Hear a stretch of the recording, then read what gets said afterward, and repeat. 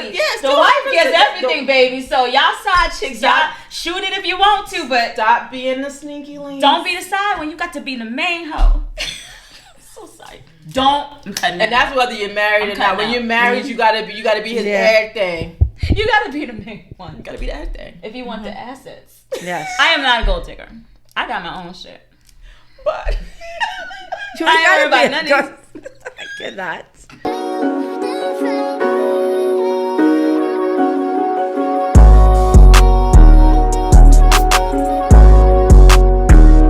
Welcome to another episode of Not Your Average Aunties. The Halloween edition. Yes. I'm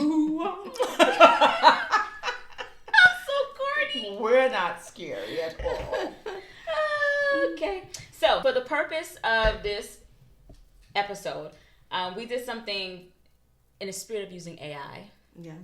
I went to ChatGPT and I said, ChatGPT, what's a good Halloween topic for the Not Your Average Aunties podcast? And ChatGPT for Halloween, right? Okay. I said, given that we are in our 1920s garb, do you see it? I hope y'all see it. Yes. It's lovely. To die for, darling. To die for. Yes. It gave me some topics. So what we're gonna cover, what I thought was very interesting, it said here are 5 Halloween themed ideas, and one of them was dating horror stories. Man. But hang on. Yeah, but then I said, wait a minute, ChatGPT. What's a good Halloween topic for Not Your Average Aunties? We are wearing 1920s costumes. Can you pause for a second? Yes. Did we want to let them know we're using ChatGPT? Why not? Okay. AI. All right, go on. Because it could be like, are we using that for all of our podcast topics? I don't want them to think that. That's what I'm thinking about. We don't use this for all of our podcasts. We come authentic, all right? So we be coming up with our topics. I just happen to ask ChatGPT this shit, all right? This time around. Don't be thinking we don't have brains. Because we are thinkers. I think very deeply. And we share our own opinions all the time. Just like KRS-One for those hip-hop heads that got that. I think very deeply. Anywho, right? So, it said, given the 1920s costumes, how about a topic like Ghosts of Generations Past, lessons from today's Roaring Twenties. I'm not reading this very eloquently, but it said dating etiquette, then and now, the flapper's guide to modern love. Oh, okay. Here we go. Okay. So then it went through this whole thing. So I said, okay, ChatGPT, if we went with that, can you let me know what dating was like for women in the 1920s? Okay. Because we wouldn't know. None of us would. Right. We wasn't here. Hell, we wouldn't thought about, right? We wasn't even in a nutsack. None of us. Oh. We was always in a nutsack. Not in 1920s. Not those. Not them nuts. Maybe our parents were, but we weren't. That's not even our grandparents. Yes. No. Our grandparents. My dad was born in 1925. Oh, child, we forgot. Yeah. You for real? Yes. He's as old as my grand. He gonna be 100 this year. Yes. Yeah, he was old. He's my grandma. Your daddy. My daddy was my grandma. August 14th, 1925. Oh wow. I stand corrected. For those of y'all. Well, her mama, but my grandmama. Yeah, my grandma. Yeah. Remember, I talked about you did. That there's a 19 years difference between my mom and dad. I stand corrected, child. Okay. So yes, you was in there. You was rolling around. You was circulating. You was just. I cannot.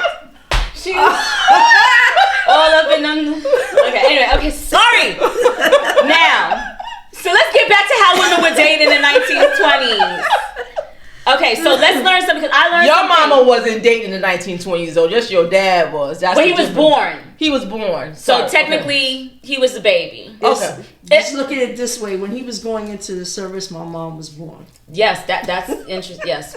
So let me just educate, because this was definitely okay, go ahead. An education moment for me. I did not know this. For those of you that are out there, so dating in the 1920s was a fascinating time for women. Yes. This era, known as the Roaring Twenties, which we've all heard of, saw a woman pushing the social boundaries and challenging traditional norms. I didn't realize it was at that period, that decade, where that was happening. Started to shift, huh? Okay. So here's a look. and this is what ChatGPT says. So, number one, breaking away from chaperone courtship. So, back in the day, in order to go out on a date, you had to be courted and chaperoned. Know nothing about that. We know nothing about that because we was in these streets.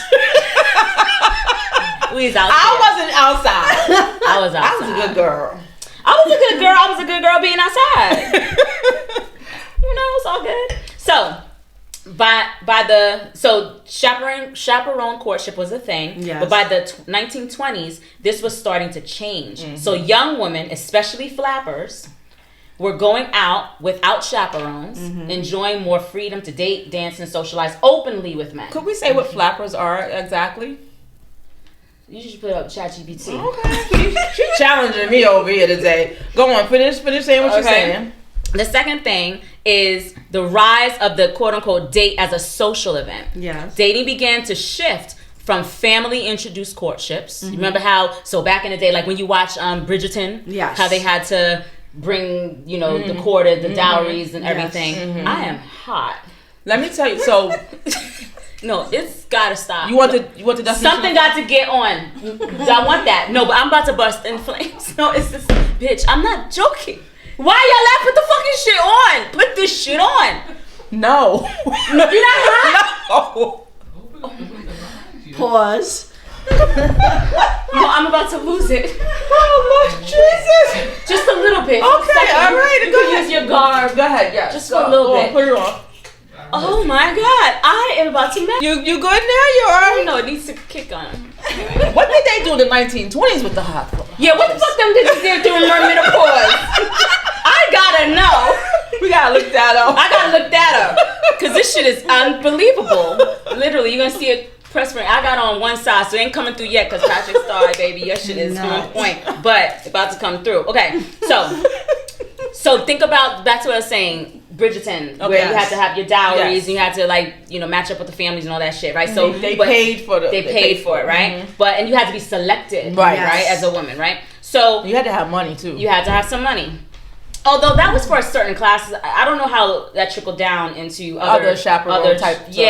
But for sure. Okay, so the rise of the date as a social event, it began to shift, like we just mentioned. So it went from more of a courtship, like with your families being involved, to more independent. Okay. Right? So in the 1920s, that was the first time people really started to go out on dates, right? In public spaces like jazz clubs, dance halls, shaking their asses, speakeasies, and with groups of friends. Right.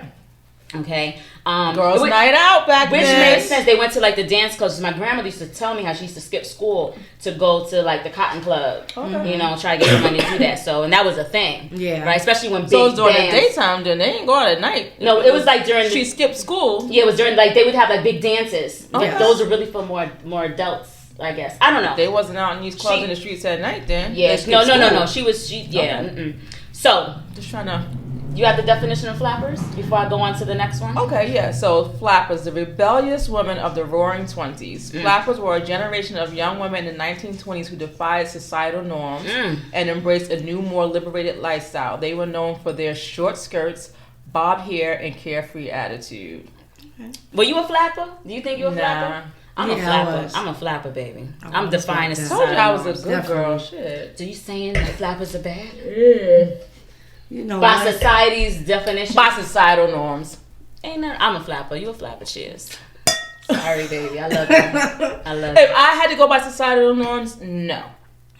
But I did challenge some regular things, but you wouldn't catch me in these streets with no short skirts. I think that I must be coming from a generation of sugar. Daddy. Yes. They just like, come on, big spender. What you got for me?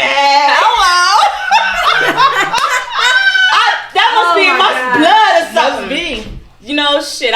You said your grandmama cut school and went to the party. There you go. Yes. So the other way, defining how they dated. So flappers redefined womanhood and sexuality. Okay. The iconic young women of the 1920s wore short skirts, bobbed hair, and challenged norms by embracing their independence. They flirted, smoked, drank in public, and some even kissed on the first date. Rebellious acts. Okay, I made a kiss on the first date. They represented a bold new way of women unafraid to explore their sexuality and express themselves freely. I'm a flapper. I'm borderline. That's really probably the good. But no, I flap. I flap, baby. Okay. I'm all for the flapness. Yes. Okay. Economic independence and dating power. So they started working. Women started working, right? Running their own businesses. Mm-hmm. So with more women working and earning their own money, they had more autonomy in their dating life. Bitch, I'm a flapper. And they dress their asses off. Yes. Flapping over here, right? Instead of relying on men for their social outings, they would choose where they wanted to go and often split the bill. But hey, hang on. They did go Dutch. Okay. Meaning they were Dutch if they went out on a date with a guy. Yeah, they were like, whatever. Come. That's happening today, you know. But that's how it came. That's how it came about. This was a new concept, as previously men were expected to pay and court women with gifts and dinners. So they were so independent. So that's why, you know, today. Men, you mad at them flapping bitches? You know, because these men, they be looking for that damn Dutch shit now, you know. They be expecting it now. Mm-hmm. The influence of jazz and dance clubs, that was another part of the dating scene. Jazz music. Jazz. I love jazz. Jazz music was all the rage, which we know. Yeah. Dance halls, it became essential to dating in the cultures, different cultures. Couples would often spend time dancing the Charleston, drinking at speakeasies, we talked about that, and socializing in vibrant nightlife scenes. Music and dancing. See, music and dance, they got me with that. So they talk about speakeasy, excuse me. And I feel like there's some things that still having that speakeasy vibe. Like I be seeing some things on social. They have like a little speakeasy you enter. The underground club, you little enter bars, and something looks like it's a soda shop, but then behind the scenes it's a club. They still have those things. They have a lot in New York City. Up here too. Is it just talking in terms of our culture or all cultures? And this is I didn't ask ChatGPT to delineate between like different cultures, but we know that I think this is generally speaking, but I'm sure maybe there's certain nuances as relates to people of color. The flapper phenomenon was primarily a white middle class phenomenon in the United States. However, it is important to note that the Roaring Twenties was a time of significant societal change, and women of color in different cultural backgrounds were also experiencing shifts in societal expectations and personal freedoms. I was curious. Yeah. There you go. And I think because then you have like celebrities like Josephine Baker. I want to say she might have been around that time. But she's not white. She's black. No, she's black. She's black. Right. We had her. So there was a couple of women within that time that exhibited. That's why I posed the question, because I wanted to know But I also think because it was, think of anything for societal changes and like shifts in societal norms. There's always going to be people that will be heavily set against it, right? So as these flappers were coming about, you can clearly see people that were like more Bible thumping, more church going. They probably were totally against this. They, she's showing her hind parts, all the different things, right? So they were probably still wearing the skirts. No one was wearing breeches, right? Which were the pants, So or the corsets, and the corsets. They probably still wearing. No, they definitely wear the corsets because you want to have that figure. But so okay. The only two that are left I have is around birth control. The shifting attitudes towards intimacy, which it's interesting because they say though limited, birth control methods like condoms and diaphragms became more available during that time. I didn't realize it went back way back I didn't think it went back that far. No, I didn't either. I might have to challenge you, ChatGPT, and figure this out and see. But then I guess condoms probably, but diaphragms is a little bit challenging. I don't know. Right? Again, it's 1920, so I got to figure out how. And I don't see how there was condoms back then like that neither. No.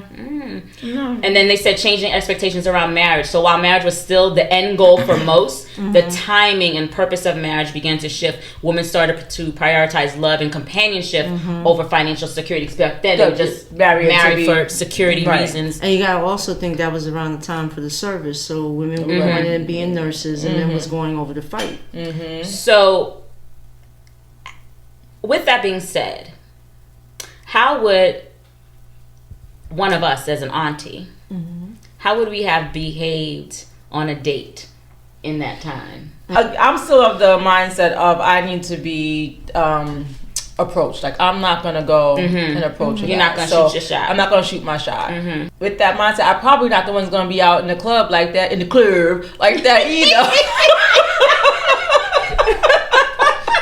Like that either. I mean, I'll tell you honestly, the times I started to actually go out was much later than some of my friends. They were hanging in the clubs a lot earlier than I was. Okay. So I'll probably be the one sitting at home waiting for my knight in shining armor to come and scoop me up. I ain't gonna be. I don't know. I'm in there wherever the music is playing. I'm there. Now listen, I love music. The music get me. The music feeds my soul. So when it come on, I'm on the floor doing a 1-2 step. But she would have been the goody two shoes in the group. That's what she's trying to say. Possibly. Look at this. Really. Have the rules in dating shifted? Have things changed? For sure. Oh, yeah. In for what sure. ways? Women are shooting their shot more than more aggressive now. They're going for what they want for sure. Yeah. So in what ways is it similar? What do you mean similar? How they dated back then, where women were being more out there and like, hey, exploring sexuality. I don't. While they probably was out there, I still don't think they were the one shooting their shot. They were still waiting for that man to approach. They just showed that they were free. They were like, remember that song? But they would entice their partners probably, or their potential person maybe on the dance floor shaking the tail a little legs, exactly. Take it right back. They probably pinpoint the guy that they attracted to. They're not gonna go walk up to them and say. They're not gonna walk up to them and say, "Can I have your number?" They're gonna go on that dance floor. Well, whatever. They're gonna walk on that dance floor and they're gonna show that little leg, that little thigh, give them a little eye. They were more flirtatious with it back then. Well, they said because back then it was just starting out with they were just exploring. So they were like, "Ooh, let me shake my shimmy." Yeah, but they're not gonna go walk up to the dude and say, "What's your name?" No, they might go and shake it up in front of their face. Maybe, but that was their way of enticing them. Now today, these girls will walk up to the dude and say, "What's your number?" But even in or they're backing that thing up on them on the dance floor. Today or back then? They were doing it both times. Both times. More that's the same. I just think back then when they did it, it was more of the ones that knew that what they were doing. They were really testing the waters. But others, if they did it, they were looked upon as being a Jezebel or something in that. Fast. You can still be looked upon that way now. But not like then. Not back then. You were totally really ostracized. Don't care half the time what men think. With that being said, these women and the parents of the men was probably like, you can probably flirt around with her, you can mess around with her, but don't bring her home. She ain't gonna be the one you're gonna marry. So have fun, but that's not your wife, right? Yeah, she's not wife material. So they had that challenge. You think? I'm sure. Yeah, but then I think too, some men, if they really had a lot of fun, they didn't they probably would. Well, you have the men that are very much like, okay, I'm gonna do what my mommy and daddy say, because they after all, I'm inheriting them. I'm getting that generational wealth being passed down. So they're like, I'm sorry, Susan, but I got to go marry Karen because she's gonna give me the babies, and she comes from a good elf, good fabric, good stock. Right. Even though he love himself some Susan, he probably can't never stop messing with Susan. Susan's gonna be a sneaky leak.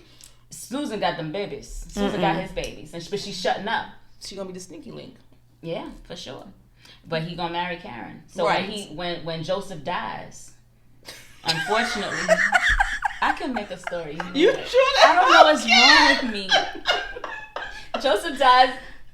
Karen getting everything. Susan, you fucked. Yeah, you messed up. And I think that translates into the modern society. Yes, the wife gets everything, baby. So y'all side chicks, y'all shoot it if you want to, but stop being the sneaky link. Don't be the side when you got to be the main hoe. So sorry. And that's whether you're married or not. When you're married, you gotta be his everything. You gotta be the main one. You gotta be the everything. If you want the assets. Yes. I am not a gold digger. I got my own shit. But I ain't worried about none of these. I cannot. Okay, okay. We don't have no problems. I don't worry about none of that. Thank the Lord. But no, for sure, no shade, no tea. Y'all shy chicks.